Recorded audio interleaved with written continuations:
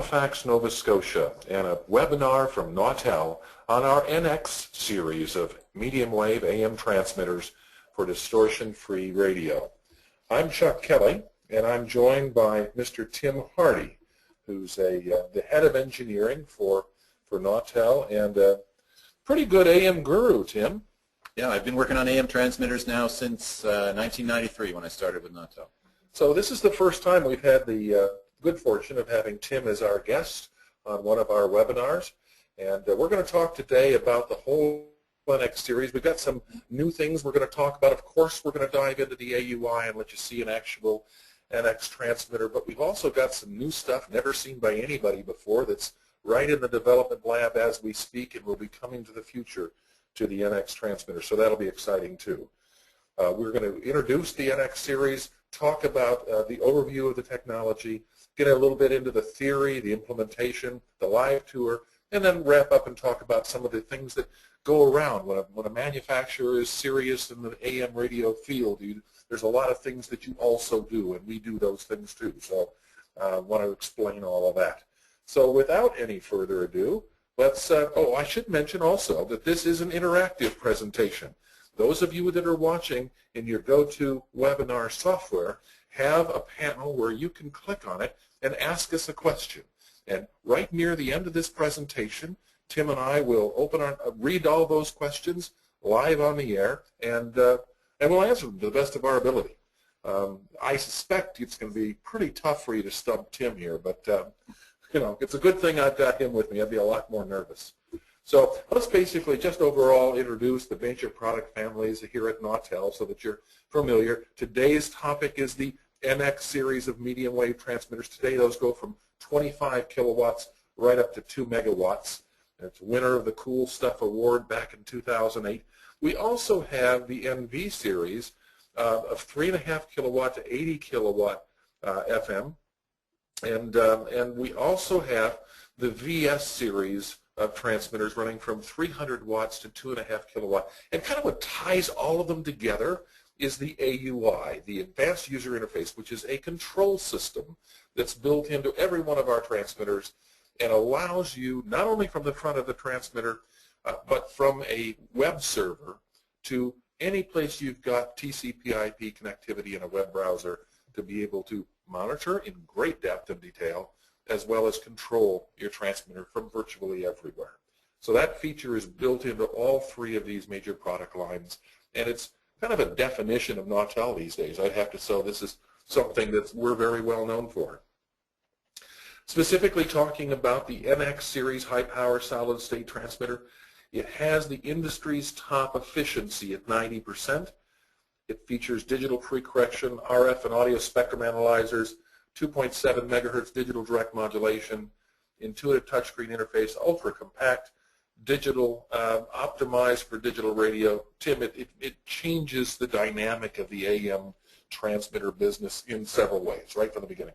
Yeah, when we started working on NX, let's say around 2005 or 2006, the goal really was to overcome any of the issues that we were having with older transmitters to try to make digital radio as easy as possible to implement and also to get the best possible performance on the air. And we went at the problem several different ways. We went at it by designing the hardware to be as linear as we could, and we also looked at sort of software and DSP type solutions to improve linearity. And in the end, we really were able to achieve the goal of having great digital radio performance. Tim, let me ask you a question. To this point up here at the top of the 90% efficiency, that's AC and RF out. That's all encompassing. That's right. And why is that so important? Well, it's important because first of all, it's a major cost driver for anybody operating high-power transmitters. The electrical power cost is very significant. But that's really only the start of it. It's the right thing to do in today's world where we're talking about burning coal and other fuel sources to generate the electricity, and we want to try to minimize the footprint that the product has in the environment. So we really, when we were going through the design, there were times when it cost more to eke out those last few points of efficiency, but we opted, whenever we had the chance, to do the best we could to get the very best possible efficiency. And there's no other transmitter in the world that's even close. No, not that I'm aware of. I don't think, these transmitters, AM transmitters in general, are for solid state are quite efficient, and this, is probably, as far as I know, the highest efficiency transmitter that's available. And if somebody's using an old plate modulated transmitter, their efficiency is likely in the region of 50 to 60%. Yep. And the ROI, depending on the return on investment, how long it would take to pay off the new price of one of these transmitters, could be as short as 2 years. Yeah, you can, as soon as you start doing the math on a 50 kilowatt station and you look at, as much as $100,000 a year to purchase the electricity if it's an inefficient transmitter, and you could drive very significant cost savings that could pay for the transmitter in a few years. And that's only valid if electrical cost doesn't go up. That's right. Yeah, that's at a 10 cents per kilowatt hour, and we know that there are places in the U.S. that are 20 cents a kilowatt hour, and even in Alaska, we'll be talking about they're even higher than that. So. Yeah. So this is very important. And the other thing that's kind of cool about this is there's an inverse relationship between the efficiency and how much heat is generated by the transmitter. Sure. And so when we talk about efficiency, we're only talking about the primary efficiency of the transmitter. We're not even considering how much money it costs to cool back down the room. Right. Yeah, that's right. So important stuff. So here's what one of these things looks like with the cabinet removed. That's right. So you see this is an NX100, and on the left-hand side you can see the power amplifiers, and which are hot pluggable, removable from the front. Up above the harmonic filter, and down in behind is the power supply section. And then you can see those power supplies here. Right. And you can also see back here some of the harmonic traps. That's right. Yeah. Yep. Okay. Let's talk about the block diagram of the NX50. Sure. So basically what you can see here is signals coming into the system. We have different ways to get a signal in. You can feed in sort of the traditional analog audio signal, 600 ohm balanced audio. We also have an AES EBU interface, and we have two of those. One of them, they're really exactly the same, but we tend to suggest that one would be used for your analog audio feed using a digital format, AES, but there's also an additional one there for I&Q, which is, again, part of how we made the system perform better with digital radios by going to an AES I&Q input feed.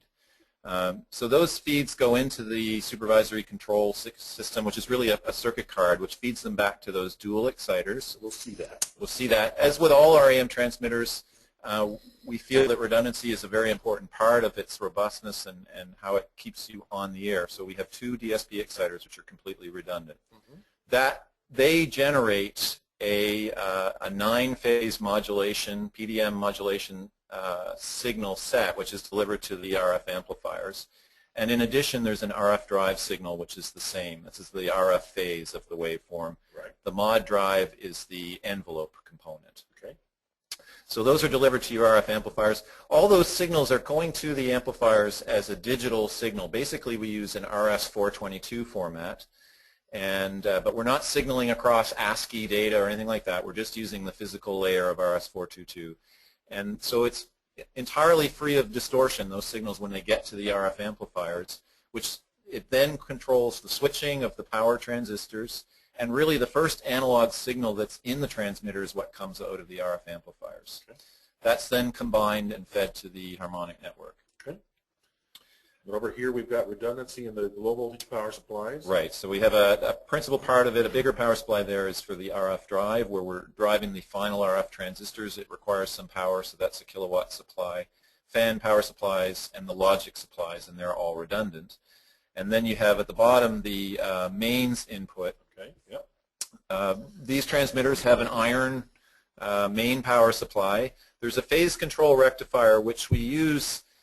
It's not regulated like, some transmitters have a phase controller that's operating all the time. This is mainly used to soft start, and if your AC mains were to go very high, we would use the phase control. Check it. Yeah. Yep. But we wanted to keep the power factor high, so we don't really regulate normally. Sure. And that delivers the 400-volt main power to the amplifiers. Okay. And then we've got the little computer, single board computer in which the advanced user interface resides and provides the web server, but that could be completely disconnected, and there's no functionality lost on the transmitter. That's right, and we have backup ways that you can get in and control the transmitter if that PC was not working. Okay. Let's talk about dynamic pre-correction, because this is a big difference between the transmitter here and a lot of other transmitters in the marketplace. You can do everything you can to make it linear to begin with, but then you add this functionality to it, and it changes completely everything. Right. So we learned, when Nautel was starting on the FM HD radio work that we did here starting back around 2000, that an adaptive pre-correction system was a very important part of making basically a good linear amplifier. The challenge was, as we got into doing that work on the AM side, is that because the way high-efficiency AM transmitters work, they're not linear amplifiers. They're like a switch mode amplifier. The types of pre-correction that is needed are completely different. So we really had to develop a new system. So in this system, what we have is the ability to do compensate for several key areas where you can have some non-ideal response. So the first one we talk about, adaptive envelope equalization. Where this is a PDM transmitter, we designed the modulator filter in the power electronics to be as broadband as possible. But it still can require some compensation at frequencies up in the 40, 50 kilohertz range. Okay. We also have the PDM modulator itself can introduce some slight distortions. People may be familiar with what they call pinch-off in the trough of a PDM transmitter. PDM nipple. Yeah, so that's compensated for with the AM to AM correction. Right. And finally, AM to PM correction corrects for a phase rotation that occurs when you increase the power in the final amplifier. Okay. And that's, again, there's a bit of context there. People familiar with AM stereo would have maybe be familiar with IPM or IQM corrections. Right. That's what that is. So let me just for a second summarize this slide really simply. Yep. We bring in the audio here, and then we sample the output signal, and we compare it against what ideal would be calculated within the transmitter, and create an error term, which then corrects for these three types of distortion. We learn from the error term to basically there's an algorithm which looks at the error and is computing a new correction table. So typically these corrections are done as a table, and we can compute an updated table every so often. Okay. So this is what we just talked about, adding some cool math. Right. But basically what we're talking about here is that this might be a curve of a transmitter which is uncorrected. Right. And then this might be what would be ideal. Right. And this is what we then tell the exciter to do ahead of time to have the optimum performance at the output. That's right. That's it. Yep. Okay. Basically, it's an inverse function that you have to compute. Okay.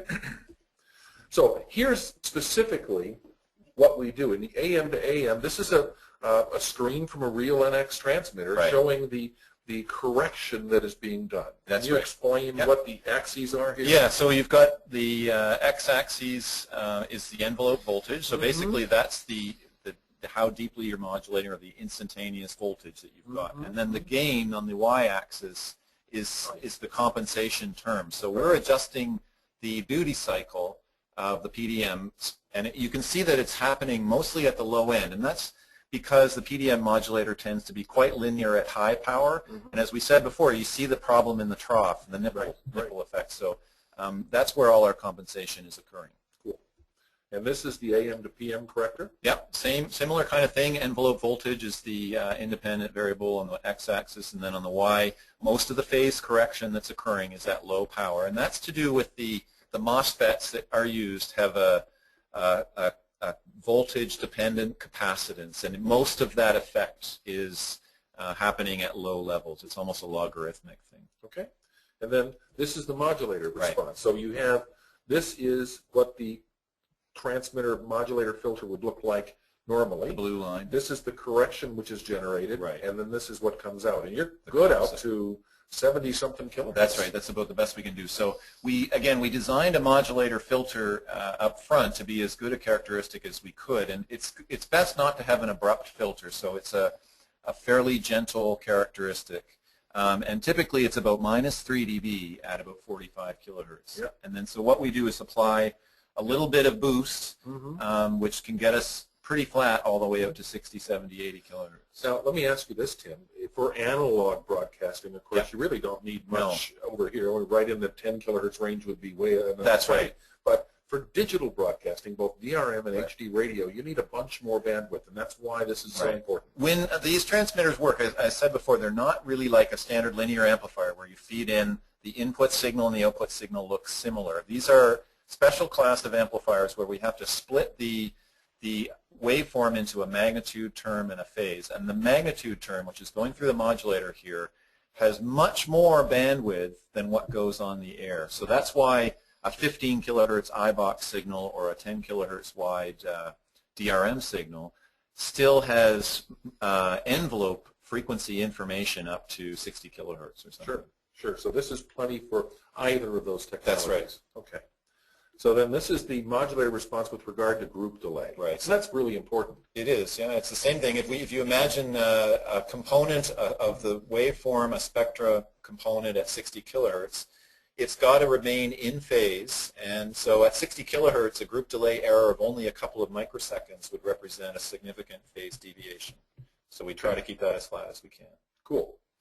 Now let's talk about the antenna considerations. There's been a number of technical papers presented at the NAB by very, very wise engineers, but it really talks about the orientation of the cusp Right. of an AM array, Right. and how that can be optimized for the best performance of the transmitter, Right. not only for digital performance, that's the driving one, but Right. but for analog performance as well. Yeah. So what we've learned, and this, I think this information has been around for a long time, going back to Doherty back in the 1940s, that it's understood that depending on the type of amplifier you have, whether it's a voltage source or a current source, we want to have the right type of impedance to load it with over a range of frequencies. And these amplifiers are our voltage source. So what we're looking for is that the load will accept power across a range of frequencies from a voltage source, and to have flat frequency response when we do that. And the way you get that in this case is to have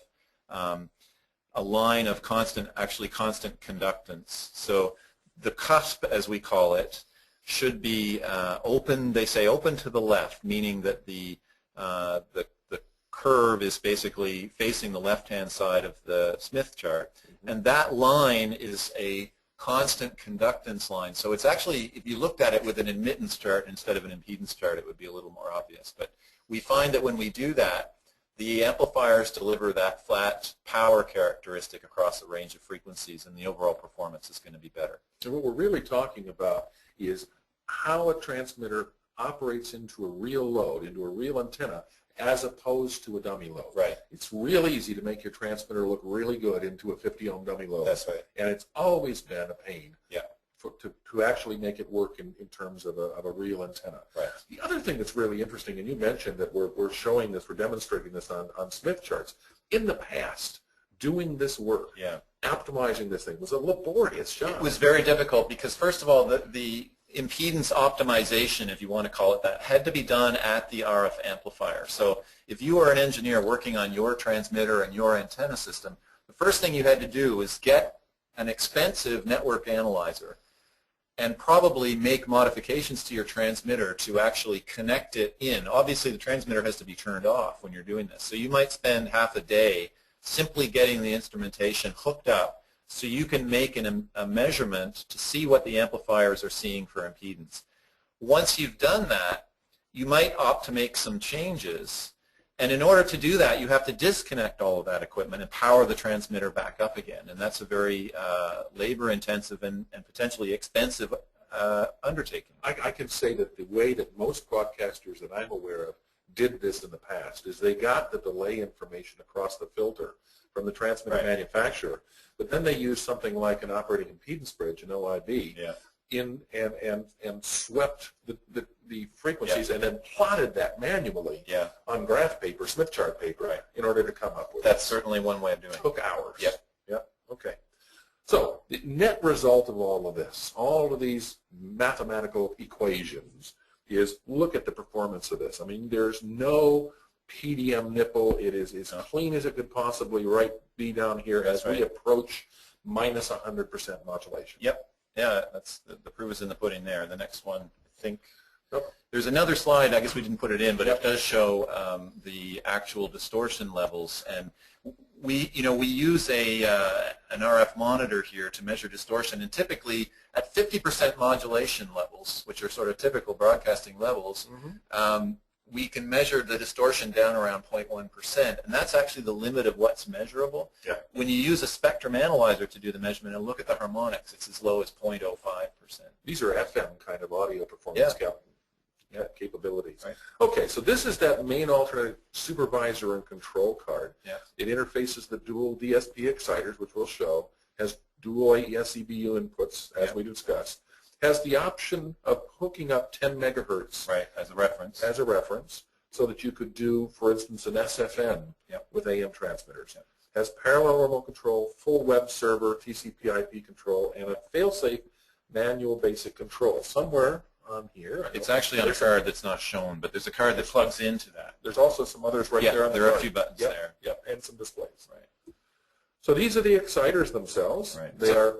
Go ahead.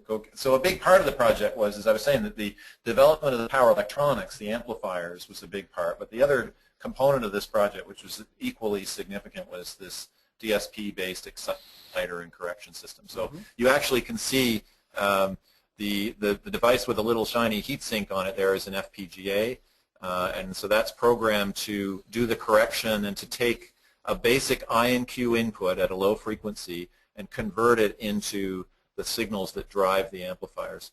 And then here we have a DSP device, which we program that in C. And so the synthesis of waveforms, for example, if you wanted to do AM stereo, would be done in the C code and then passed as an I and Q signal over to the FPGA. Is it the FPGA that brings the two signals back from the output network that looks at the RF current sample and the RF voltage sample? Yeah, that's right. So over here we have A to D converters. There's two channels. One is for current, one is for voltage. And the FPGA is getting that information at 79 megahertz from the combiner, and it's sampling at 79 megahertz, and it's computing and basically bringing the signal down to a frequency that the DSP can work with, and at the same time it's doing math there on impedance and things like that. So that's how we developed the Smith chart. Right. Okay, let's go through. We're having too much fun. We're taking too long here, so we'll have to keep within the time frame. This is the RF amplifier and the modulator module. Walk us through it. Okay, basically left-hand side is the modulation side, so you can see the input for the modulator. So we have 3 signals coming in there for 3 channels of PDM.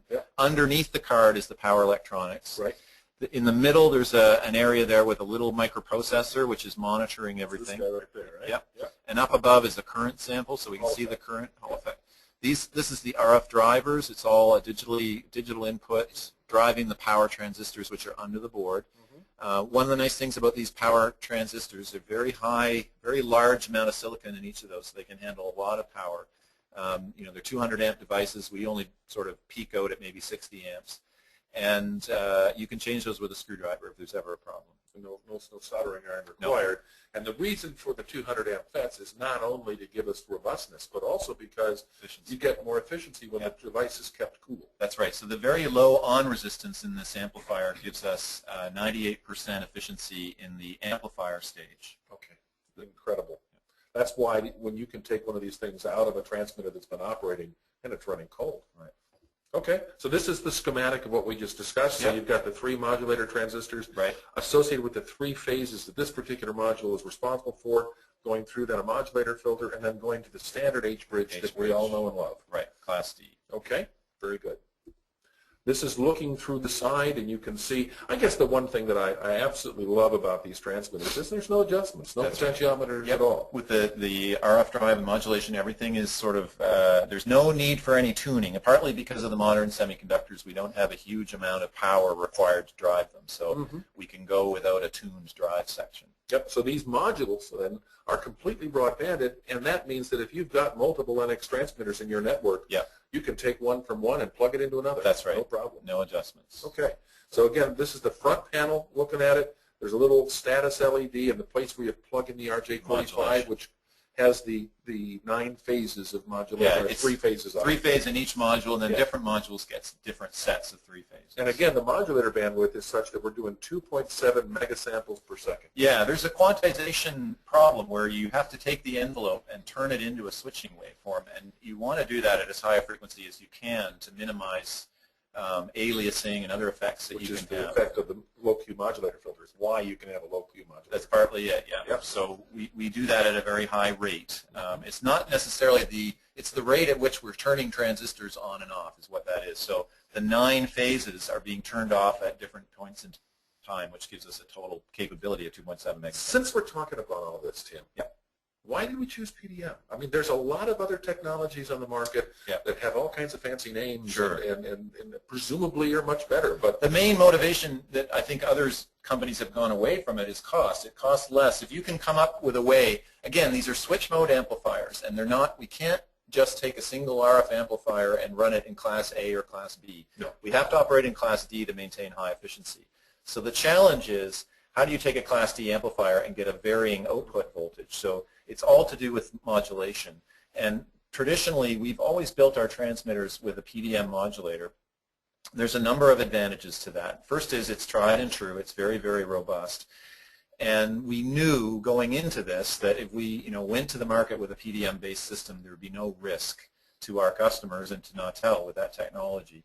There's a number of advantages, too, that you can get into the theory of it. One of them is that the amplifier normally has a much lower voltage across it. You only ramp it up to 400 volts when you absolutely need it at the peak, whereas at the modulation peak, whereas other technologies that don't have that DC to DC converter or modulator are operating their amplifier at 400 volts all the time, which means that it's more subject to additional stress when the load is not ideal. Speaking of stress, the other nice thing I like about this is that all the modules are carrying the load equally. That's right. That's not true in a binary switched amplifier. That's absolutely true, yes. So there's no, let's say, more sensitive amplifiers where if you take one of these out, you either have to have a sympathy shutdown of another amplifier, or you could actually increase the distortion. One of these amplifiers we can build a transmitter with if we want to. Let me ask you this. We had some visitors in the other day from outside the country, and they were wanting to know what happens when you pull out the modules on this 100 kilowatt transmitter. Right. Tell them what happened. Well, nothing really. You can remove 10, let's say 10 to 15% of the amplifiers, shut them off, and remove them. And all that's happening when you do that is you're losing a little bit of your peak capability each time. So if you were operating the transmitter standing in front of it and you removed amplifiers, you wouldn't see any change other than some loss in peak capability. But in actual fact, in the one that we were working with downstairs, correct me if I'm wrong, but as I recall, we had it running at 100 kilowatt, 100% positive peaks. We removed 7 modules, and there was no change in anything. That's distortion. You see a momentary reduction in power, and then the control system brings it back up again. The only difference you would see is if you were running 130%. Sure. But then it's going to back down the transmitter in order to allow you to do those peaks. We have a soft, in the DSP, we have a soft peak limiting algorithm that takes care of that. So it won't distort. It will just reduce your peaks. Okay. We need to move. The modulation distribution card, basically, how do we get the information from the exciters out to every single module? It's an RS-422 distributor. It's a distribution amplifier. Right. Okay. There's the series combiner. Basically, our series combiner is a series of toroids and copper pipe. That's right. And in behind there's a card which is like a host card the amplifiers plug into. There's no active parts on that card. It's basically some fuses, electrolytic capacitors, and a relay which closes when you remove the amplifier. And in fact, this is a totally broadband device. Again, there's no tuning. That's right. For frequency with the combiner. Okay. So then this is showing the relay that's down there. Right. And now we get into the output network. Right. In the back of the transmitter, all the shunt capacitor banks are there. So the traps. And the trap, you can see the vertical straps with the red insulators underneath. That's the third harmonic trap. Approximately how long does it take to change the frequency on one of these transmitters? Well, since you know what you're doing. Yes. If there's nothing in the amplifier, so basically it's just a matter of putting in the correct capacitors, which you can do with you can see they're fairly easy to get at. Yep. And then in the front of the transmitter, there's some inductors which you have to move the taps on, but there's a table which tells you how many turns to set those inductors. Those are inductors. Yep. And then ideally you would check impedance into the filter. and then you can turn the transmitter on. So if you're good at it, you can do it in 1 hour. Wow.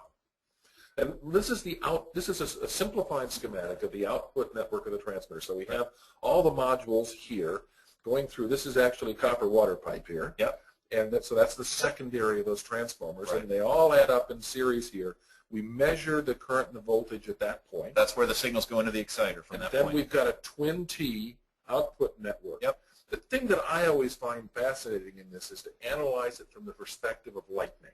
Yep. Lightning is, it has its pulse or its peak power at around 100 kilohertz. It's actually lower, 10. Okay, 10 okay. kilohertz, yeah. So if one of the things that we do is when we come in, the very first thing we have is a high pass section, which passes our intended RF power, the carrier power, perfectly, but it adds significant series impedance to any lightning signal. That's right. Yeah, so that capacitor is only a few nanofarads, so at 10 kilohertz it's an open. And therefore, then the other strategy that's cool in this transmitter is we have multiple devices which, the devices which handle the most power, which can dissipate the maximum number of joules, tend to be the slowest. And we move those towards the output, so they're encountered first by the lightning. And that would be this adjustable carbon ball gap. And then we have another gap over here, a calibrated fast arc gap, which uses pressurized yttrium, which can't handle as much gross power, but it is much faster. And we move that closer to the transmitter. Yeah, and it's in a place in the filter where if it arcs, if it fires, basically, it will short that first inductor. And that puts the amplifiers into a fairly modest impedance inductive load, which is very safe for the amplifier. So it's placed there for that reason of when it operates, it protects the amplifier. And then lastly, we monitor this point right here. And if we see something going on with a short over here, how long does it take to shut those amps off? Well, there's 2 stages actually. At the output, this directional coupler, we monitor that first. Both are monitored all the time. But if you have an arc in your phaser or on the antenna, we actually can shut down the RF amplifiers before the impedance change has propagated back through the filter. So basically 300 nanoseconds we can stop switching, and the group delay back through the filter is longer than that. So we can shut things down before the amplifiers know anything has changed. So 1/3 of a millionth of a second. Right. Wow. Okay. So this is talking about what we just talked about, and we have, this is the pressurized tritium. This is the carbon ball gap. Here's a static drain. Static drain. So there's a lot of attention to lightning protection. In AM transmitters, the tower is often the antenna, and it's the tallest thing around. So you are inviting lightning strikes right into the back end of the transmitter. This is all tried and true. We've learned this since 1980, since we started building broadcast transmitters. And our success in this is why Nautel has a reputation for robustness. Right. Okay. Cooling. Cooling, we have DC fans operating from 48 volts in a pair underneath a group of up to 10 amplifiers. They would cool, let's say, 5, or I can't even remember right now. In an NX, it's 8 amplifiers. So in an NX50, they would cool four amplifiers. In a 100, they would cool 8. The bottom line is you can get to these things really quick, change them, but you shouldn't have to because the average fan life, because they're ball bearing fans, is over 11 years. That's right, and that's really the only thing that can fail in those fans is that bearing. Yes. Okay. Power supply. So we use a 3-phase power supply. We bring it in through the transformer. We have these fuses on the various banks. And then we have the choke input filter. Choke input filter. You see the capacitors there that store the energy you need for modulation, basically. Okay. And then we've got the low voltage supplies, and they're all in parallel. And they're ORed. That's right. Okay. So, and this is the big transformer in an NX50. It's even bigger in the NX100. Yes. So it's internal in the NX50. It would be external and everything bigger than that. Okay. And it's nice flexibility there. So even people who have a strange voltage outside of that range, it's not a big job for us to do a custom transformer. Great. Let's talk about very quickly the digital inputs to the exciters. This is showing the XGen card, I believe. That's the XGen card we use for HD. So I believe Nautel is the only manufacturer who's on the latest platform for HD radio for AM.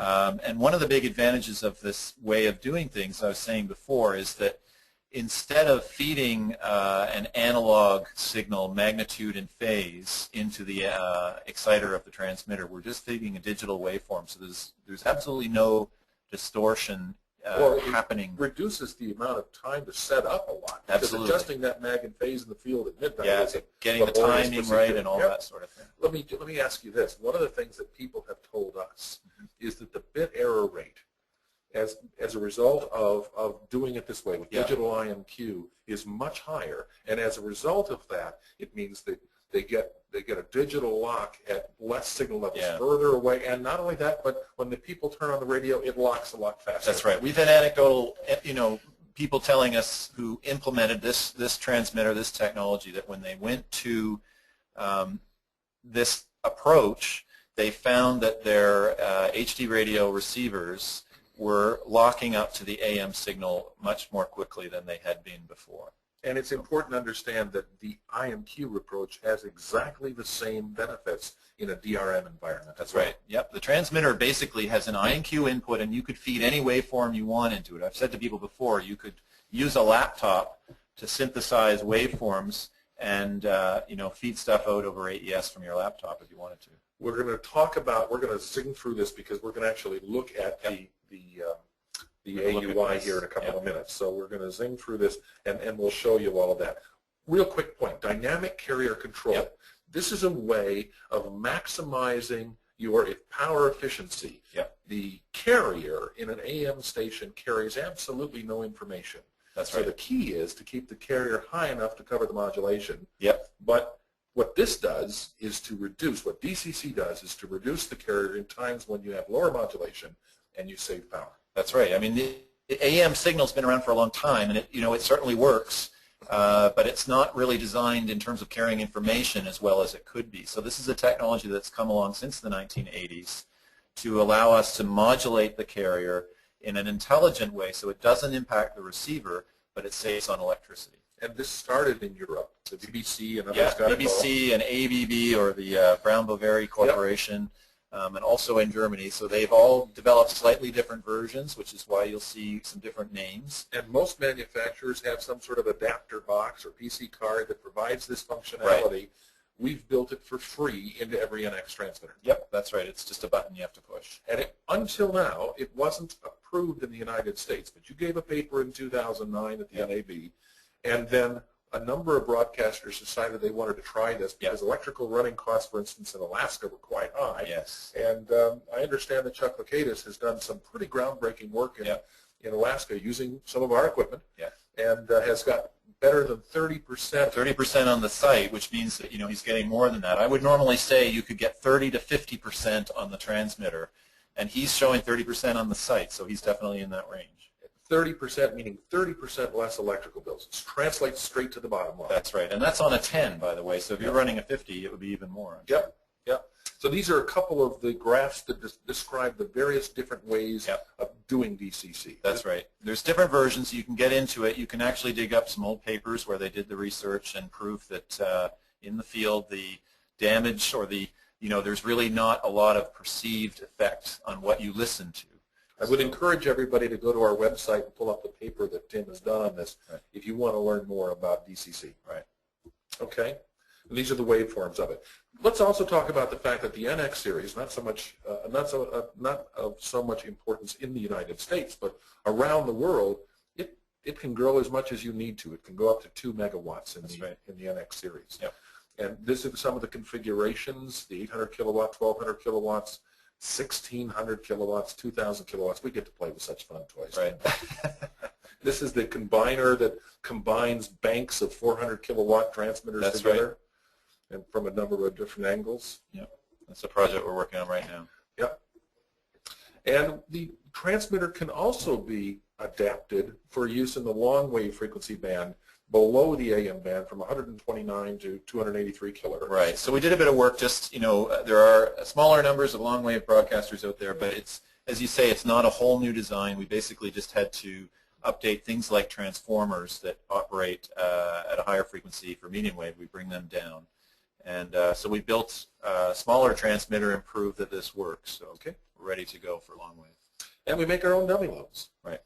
So these are usable either internally or externally, and they're big resistors. Yeah. We also have the capability of integrating these things. This was a fun project that was done for the UK, where we actually built a transmitter in a pretty simple 20-foot container. In a 20-foot mobile container, and the BBC uses it to run around. And it's a 100-kilowatt transmitter with a test load in a 20-foot container. Lots of fun. And we've got 3 support offices. Let's take the opportunity here, Tim, to actually go down and see the NX transmitter, which is operating, NX100 transmitter, which is operating in our lab right here. Why don't you drive and show people what we've got going on here, noting that we've only got a few minutes. Okay, so what we wanted to show quickly is just how easy it is to go through a couple of different operational modes. So this transmitter is running AM right now. It's getting an AES feed. You can see the meters. This is a key one here. I have a spectrum analyzer, which I can bring up to show people. That's 100 dB top to bottom, and or more. I think, yeah, those are 10 dB per divisions. Right, yeah. And you're seeing plus or minus 75 kilohertz. Right. Plus or minus 75 kilohertz to carrier. Right. On the right, we have ways we can bring up in the AUI. We can choose meters, and you can dig into whatever it is you want to. So a good thing is to show, for example, if I click here, this is the condition of basically all the amplifiers, and click right here. Yeah, you can look at all the amplifiers. Right. That's half the amplifiers right from the beginning. Right. So I can see in the first 20 amplifiers basically the DC current in this amplifier, the voltage coming in, the voltage going out of the modulator, the RF drive duty cycle, the heatsink temperature. All the information is there. So for a troubleshooting remotely standpoint, it can really help you if you are about to make a trip to a site and you need to bring something with you. We also have instruments here that we call meters that we can bring up. So key things we're looking at here right now is the forward RMS power. So we're actually calculating the carrier plus modulation. We have the DC voltage out of the main power supply and the DC current, so we can actually look at efficiency. And what I wanted to do very quickly was show you the AMC, the dynamic carrier control waveform. So if I look at this right now, we've got 390 volts as an average here on the B+, 354 amps, let's say. So 398 times 350, it's about 140 kilowatts. Or sorry, it's 330. I have 398 times 330. So it's 130 kilowatts of output power. And as the RMS power varies here, we're up around 110, 115 kilowatts of average power. So you can see the efficiency, if you take the quotient of those, is up around 90%. Okay. And then with, as I was saying before, it's very easy to set up dynamic carrier control. So if I just go to the mode here, it brings up what we call a preset. So we're operating in analog AM mode right now. Right. I select analog AM, and if I just select here dynamic carrier control, AMC, which stands for amplitude modulation companding, and hit activate. This is the British system. Let's close that. Do I have to? Yes, there you go. You got it. Okay. So what we're going to see now is if it's happened. Let's just check. No, it didn't take that. You didn't hit activate, I think. It may be that it doesn't like it with. No, I think I've got to turn off the stereo maybe. Oh yeah. Okay. Let's just see what happens. This, by the way, does have CQAM built into it. Yeah. So let's just try that. Yeah. AMC. Yep. Activate. There we go. Now, look at what happened to the output power of the transmitter. I can see that here. Right. So the important thing is that what it's doing with this particular waveform is it is reducing the sideband power and the carrier power when the modulation is high. So when you have a very high modulation, i.e. a loud signal, it turns the power down a little bit. And because of that, at the receiver, you don't really detect a difference because any increase in the noise level coming out of the receiver is masked by the fact that you have a louder signal. So it's very difficult to perceive any kind of a change, but it does reduce the power very significantly. So now if I look at it, my DC current has dropped down. Now it's going to move around a lot. It's very dynamic now, but we were up at over 300 amps, and you can see now we're down 200s range. That's a huge difference. And you can just imagine the amount of electrical savings Right. with this technology. And it's standard in the transmitter. It's very easy to use. And recently, the FCC has authorized certain classes of stations in Alaska to utilize this. And I think they're probably quite open to this technology. I think all it's going to take is a few broadcasters in the main 48 states to say we want to do this, and it's probably going to happen. Well, let's walk through just a few of the other meters here and show what's going on here, Tim. This is the network analyzer, and we can zoom in on that. Now, you're not going to see much because we're operating into a dummy load. Right, so you just see a tiny red dot there, but it is measuring the impedance of the load. Dynamically. Yeah, and it's actually normalized, so you can pull up a cursor, and you see up on the left there that the normalized to the ideal impedance that the amplifier wants to see, it's basically close to 1J0. Yeah. It's not going to tell you 50 ohms or anything like that, but it does tell you when you have a real load that how far you are from ideal. And you can see this from any place. Right. You've got that web access. And there's other meters that you can see in this as well, including a constellation if we're in digital mode. Shall we switch to a digital mode? Yep. All right, so let's go over here to mode and choose a different preset. All right, so we set one up for IBOC. All right. You want to do that one? Sure. Load, and then activate. And then just close that, and it's doing it. There we go. All right. So now we are looking at the full HD radio type of spectrum. That's right. And you can see the key thing here that is typically a struggle is keeping these inner mods below the mask. And we've got plenty of clearance here, more than 10 dB. So that's definitely been challenging for some broadcasters. And this is the latest version of the Ubiquity software release. So we're actually reducing the inter-carriers. That's right. Okay. All right. Anything else of interest besides the huge difference between where the mask is and what we're performing? Is there anything else interesting to see there? No. All right. And then let me close that back down, and let's switch over to DRM. What do you say? Sure. All right. Should I turn the transmitter off? Yeah. Good idea. Yeah. Okay. I'll turn the transmitter off for a second, and we'll change actually. Just we'll load the the DRM preset. preset. There we go. So this is coming in over that AES INQ. We have an external DRM modulator which just feeds in AES INQ. Yep. And it's almost like feeding audio into the transmitter. Now I'm going to turn on the transmitter, and we're seeing the DRM mask here. Right. And we're coming up to 50 kilowatts. Now this is a fully digital signal, so when you deal with somebody's transmitter, you derate that. That's right. In order to handle the accumulated peaks. Yep. When we first started doing DRM, we would have said that an AM 100 kilowatt transmitter could do maybe 40 kilowatts of DRM power because of that peak to average ratio of 10 dB or more. But because of the linearity of the transmitter and the pre-correction and things you're doing, tell me what you can actually do. Well, we can do a lot more, and we've only recently started looking into this, but the key thing that's new in the last little while is a soft peak limiting. So by limiting the peaks of the DRM waveform in an intelligent way, we're able to increase the digital power even more. So I think I can just click set point here, and we can actually turn up to 100 kilowatts on our 100 kilowatt transmitter. So let's see what happens. In a way it should go activate. Yep. Then close over here. And that didn't take yet.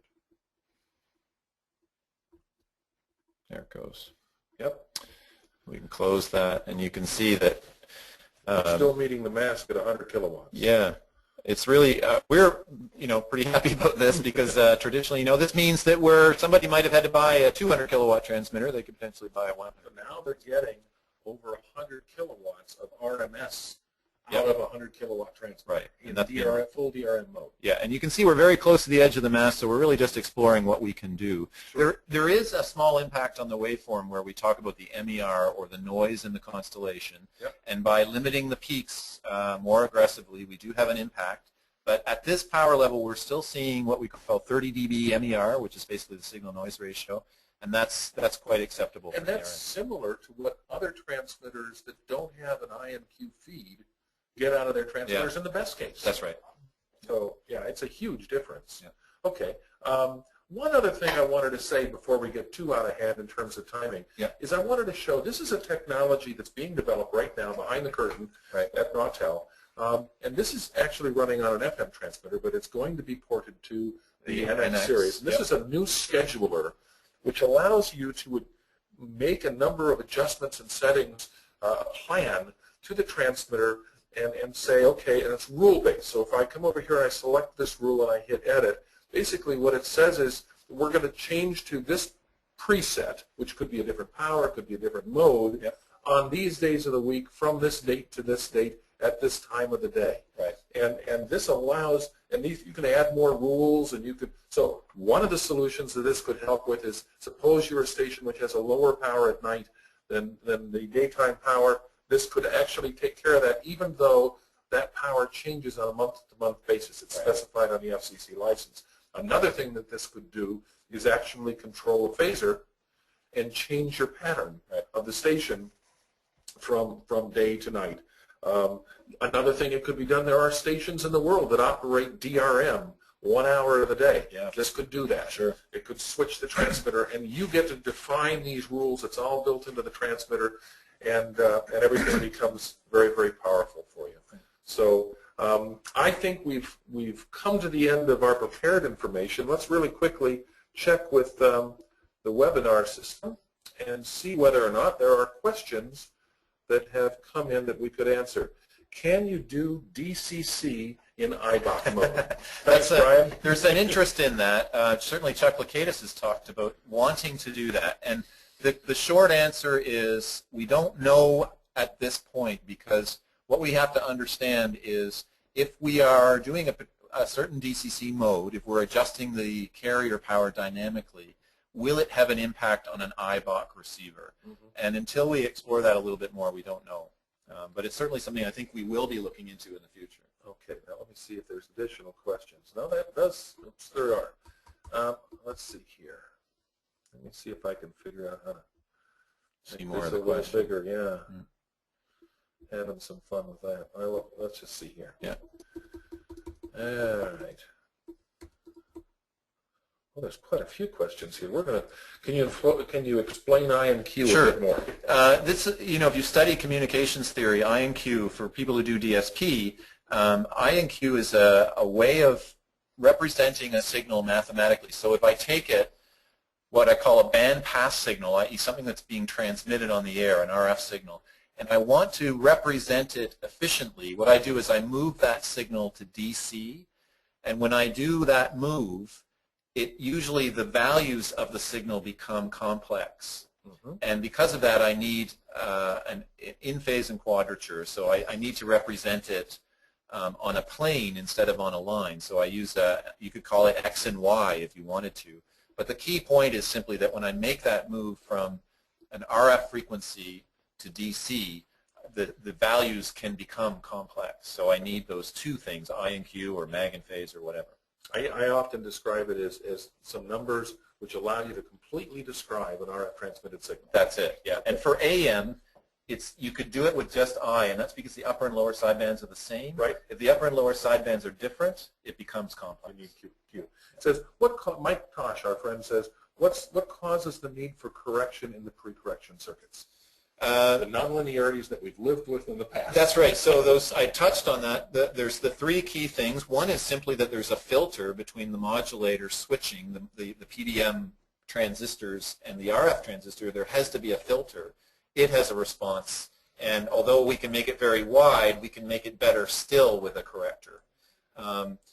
And the other ones I mentioned, one is the IPM type mag to phase component, and that's caused by the fact that the output capacitances of the RF transistors are a function of the applied voltage. Okay. So as I reduce the voltage, the capacitance increases. Our buddy Lloyd Smith says, I'm very impressed with the efficiency factor of 90%. I run an MD1. Am I correct when I measured at 92% efficiency? He's probably looking at DC efficiency, not AC efficiency. Yeah, there's always a lot, it's tough because measuring efficiency is tough to get a really accurate measurement. I would have said an ND would be in the 80s for the DC efficiency. Okay, so it's So probably a little lower than that. Yeah. Fellow says, I have a client that uses a A 10 kilowatt transmitter operates at 1640 near San Francisco. Yes. Is having difficulties with IM distortion from another station. Yes. 60 miles to the south of a saltwater path Yeah. and a complementary directional pattern. The measured field from 1550 kilohertz at the 1640 kilohertz transmitter side is approximately 10 millivolts per meter. The IM product is on 1730. Yeah. Other than a trap on the output of the antenna, do you know of any changes that have been made in the transmitter that improves this specification? Is this the case that the turnaround is such that in the IM product at 1730 is only down 63 dB, which exceeds the NRSC bandwidth specification? Yeah. No, there isn't an easy answer there. In general, these AM transmitters do need system-level design to look at those IM products. And no, because what happens is that the RF filter is not a bandpass filter. There is room there for signals to come back, intermodulate, and go back out again. So in this case, the way to solve it is a trap in the antenna matching unit yes. at the base of the tower. You need to go through that design process. And our friend Dave from Iowa says, nice looking rig. Thanks. So thanks, Thank Dave. you. Appreciate that very much. I think that's all we've got time for today. In fact, we've run a little over, so I appreciate everybody's patience. Do check out the Nautel Waves newsletter. Canned versions of this webinar and others that we've done previously, our YouTube site, our Nautel store, and as always, we're ready to help. Contact us at sales@nautel.com or any of your regional sales, friendly and knowledgeable regional sales manager.